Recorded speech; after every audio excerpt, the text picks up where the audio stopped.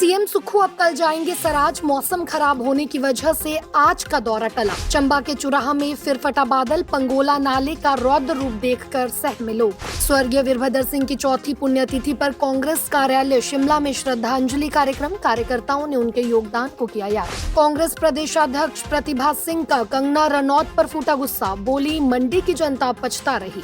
BJP अध्यक्ष राजीव बिंदल ने कांग्रेस सरकार की कार्यप्रणाली पर उठाए सवाल। बोले, 8 दिन बाद भी सड़कें नहीं खुली, 28 लोग लापता, लेकिन सरकार कुछ नहीं कर रही।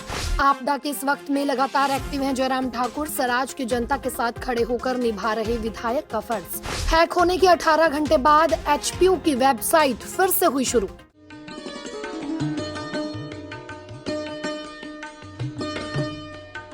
युवा और महिलाएं प्रदेश के विकास को नए आयाम प्रदान कर रहे हैं। आत्मनिर्भर हिमाचल के निर्माण में युवा शक्ति के महत्व को देखते हुए युवा केंद्रित योजनाओं को लागू किया जा रहा है। राजीव गांधी स्टार्टअप योजना से प्रदेश के युवा बड़े स्तर पर लाभान्वित हो रहे हैं। स्वरोजगार के अवसर सृजित करने के लिए प्रदेश के युवाओं को मुख्यमंत्री स्टार्टअप योजना के तहत गैर जनजातीय क्षेत्र में होम स्टे और होटल बनाने के लिए 4% और जनजातीय क्षेत्रों में 5% इंटरेस्ट सब्सिडी का लाभ दिया जाएगा।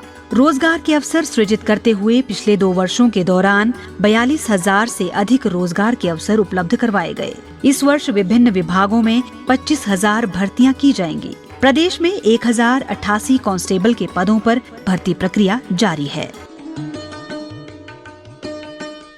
नमस्कार, आप देख रहे हैं पंजाब केसरी। मैं दीक्षा शर्मा हाजिर हूं प्रदेश की तमाम बड़ी खबरों के साथ। डालिए नजर हिमाचल पर।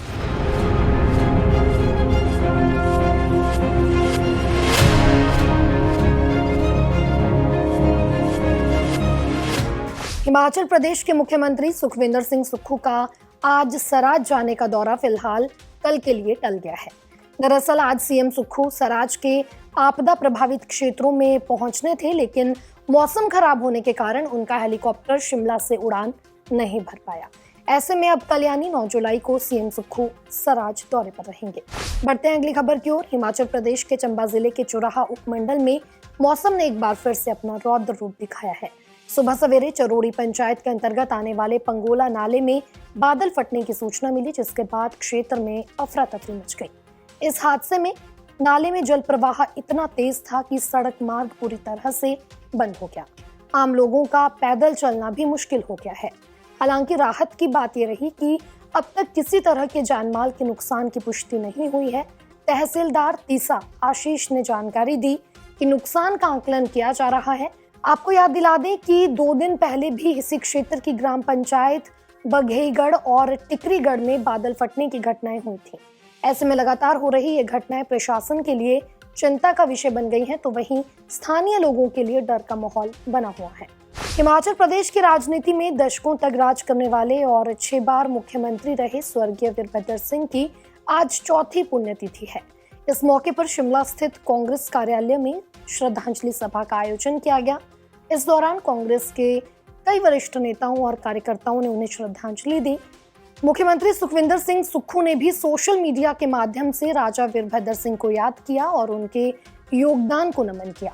वहीं कांग्रेस प्रदेशाध्यक्ष और वीरभद्र सिंह की धर्मपत्नी प्रतिभा सिंह ने कहा कि राजा साहब आज हमारे बीच नहीं हैं, लेकिन उनकी सोच, उनके काम और उनकी नीतियां आज भी हर हिमाचली के दिल में जीवित हैं। क्या बोली प्रतिभा सिंह, सुनिए। देखिए, वीरभद्र सिंह जी हमको छोड़ के गए, 4 वर्ष बीत गए और आज भी लोग बड़ी श्रद्धा से, बड़ी विनम्रता से उनको याद करते हैं। वो हिमाचल प्रदेश के जन जन के हृदयों में वास करते हैं। लोगों ने उनके प्रति जो आस्था जताई, जो उनके प्रति प्रेम दिखाया, उसके हम सदा आभारी रहेंगे। और आप जानते हैं हिमाचल प्रदेश के निर्माता, आधुनिक निर्माता के नाम से वीरभद्र सिंह जी जाने गए। उन्हें हिमाचल प्रदेश के लिए जो विकास किया वो किसी से छुपा नहीं है। उन्होंने हर क्षेत्र में दौरा किया, हर क्षेत्र की समस्याओं को जाना और जो जो लोगों की मांगे थी उनको पूर्ण करते हुए, चाहे वो शिक्षा थी, चाहे वो स्वास्थ्य था, चाहे वो सड़कें बनाने की बात थी, हर क्षेत्र में वो इसलिए दौरा करते थे कि मैं व्यक्तिगत तौर से लोगों से जुड़ाव रखूं, लोगों को मिलूं, लोगों की समस्याओं को जानूं, और वो तुरंत निर्णय लेते थे और तुरंत उन बातों को अमली जामा पहनाते थे, जिसकी वजह से लोग आज उनको बड़ी श्रद्धापूर्वक याद कर रहे हैं। चाहे वो बेशक हमारे बीच में नहीं है, पर सभी लोगों का ये मानना है वो हमारे हृदय में वास करते हैं, हमारे साथ सदा उनका आशीर्वाद बना रहा और बना रहेगा। इस तरीके से लोगों ने आज भी इस पुण्यतिथि पे लोग यहाँ एकत्रित हुए हैं, सभी ने मिलकर उनको श्रद्धांजलि अर्पित की है। हम सब आप सबके बहुत आभारी है कि उनको लोग श्रद्धापूर्वक आज भी याद कर रहे हैं, और इसी तरह हिमाचल प्रदेश के जो उन्होंने कार्य किए हैं उनको याद करते हुए लोग सदा उनको अपने हृदय में रखेंगे। और जो आगामी पीढ़ी है वो भी जानती है कि उनकी वजह से हमें शिक्षा का मौका मिला, खास करके जो दुर्गम क्षेत्र थे वहाँ पर स्कूल के अभाव थे, कॉलेजेस का अभाव था, तो उन्होंने जाकर जो शिक्षा बच्चों को दी है। तो आज भी अगर आप नई पीढ़ी से बात करो तो वो ये कहते हैं कि उन्हीं की वजह से आज हम पढ़े लिखे हैं, आज हम इस मकाम पे पहुंचे हैं, वो भी उनको श्रद्धा के साथ याद करते हैं। कांग्रेस प्रदेशाध्यक्ष प्रतिभा सिंह ने मंडी से सांसद कंगना रनौत पर जमकर हमला बोला।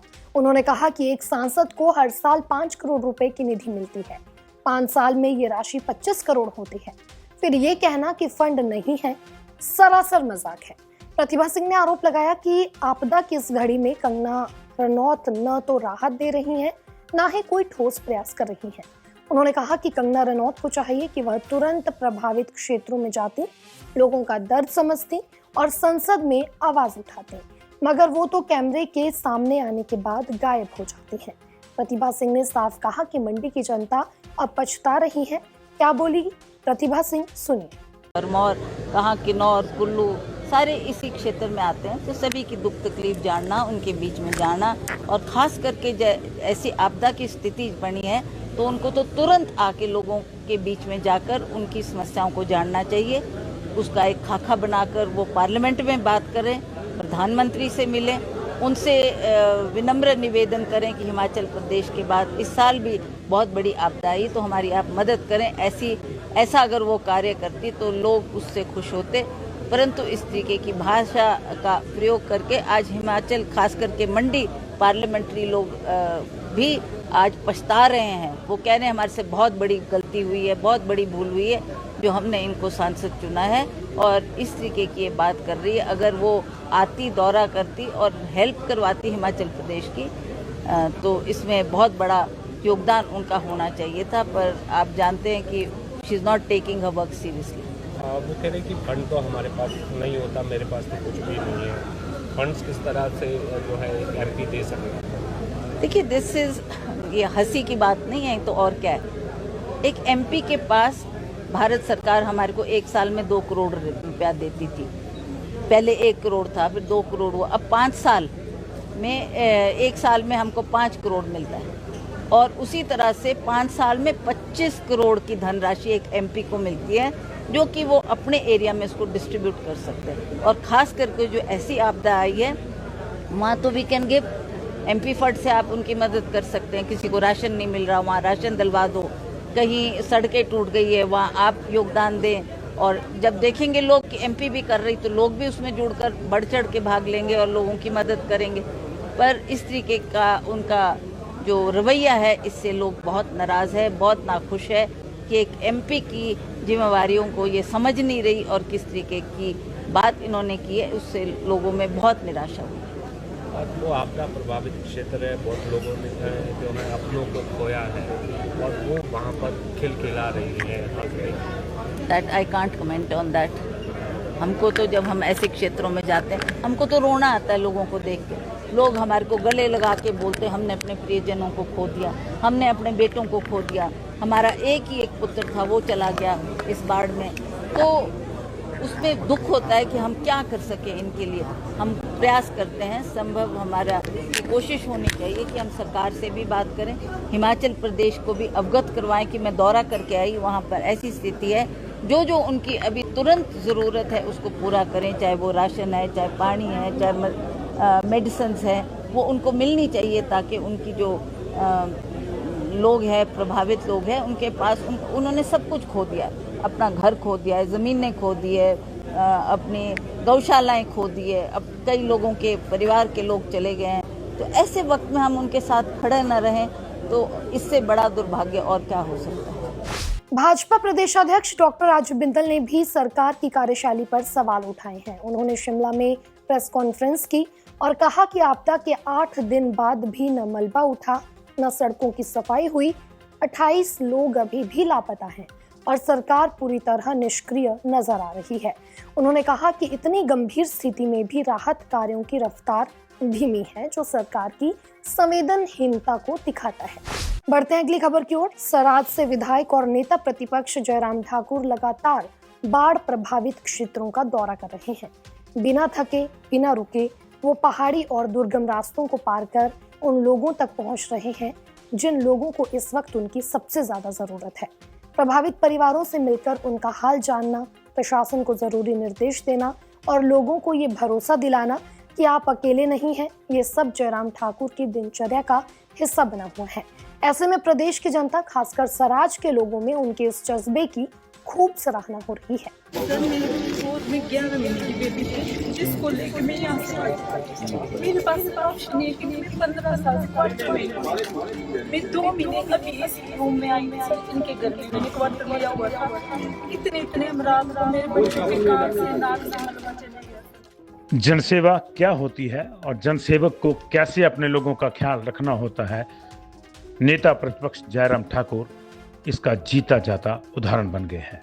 हिमाचल प्रदेश में ऐसे कई नेता हैं जो जनसेवा के माध्यम से राजनीति में आए और फिर भूल गए कि उन्होंने लोगों से क्या वायदे किए थे। लेकिन सराज में जैसे ही आपदा आई, उसके अगले ही सुबह से जयराम ठाकुर ने जिस तरह से बस्ती बस्ती और व्यक्ति व्यक्ति तक पहुंचकर उसकी व्यथा सुनी, उसका दर्द बंटाया और उसको हौसला दिया, वह देखते ही बनता है। सर, मेरे गोद में 11 महीने की बेबी थी, जिसको लेकर मैं यहाँ से आई। मेरे पास सर ऑप्शन है कि मैं 15 साल से क्वार्टर में मैं 2 महीने अभी इस रूम में आई थी। सर, इनके घर में मैंने क्वार्टर लिया हुआ था। इतने अमराध को मेरे बच्चों के कान से, नाक से मलबा चले गया। सर, वह नज़ीर पेश करता है उन लोगों के लिए जो शुरू में समाज सेवा के नाम पर कुछ दिखावे करके राजनीति में आए और अब लोगों को भूल गए हैं और अब राजनीति की विलासिता में खो गए हैं। ये उनके लिए एक सबक है कि कैसे लोगों की सेवा की जा सकती है। सराज ध्वस्त हो चुका है, उसका निर्माण कैसे होगा किसी को नहीं पता, लेकिन इसके बावजूद जयराम का हौसला देखिए। जिससे भी मिलते हैं, जहां भी जाते हैं, कहते हैं सब ठीक हो जाएगा, विश्वास रखिए। जयराम का यही विश्वास लोगों का भी संबल बन रहा है। जहां पूरे नेता सड़कें ठीक होने का इंतजार कर रहे थे कि उसके बाद वो जाएंगे और फिर जाके एक कवरेज होगी, फोटो सेशन होगा, वहीं जयराम इस सब से दूर अकेले अपने 3-4 साथियों के साथ निकल गए।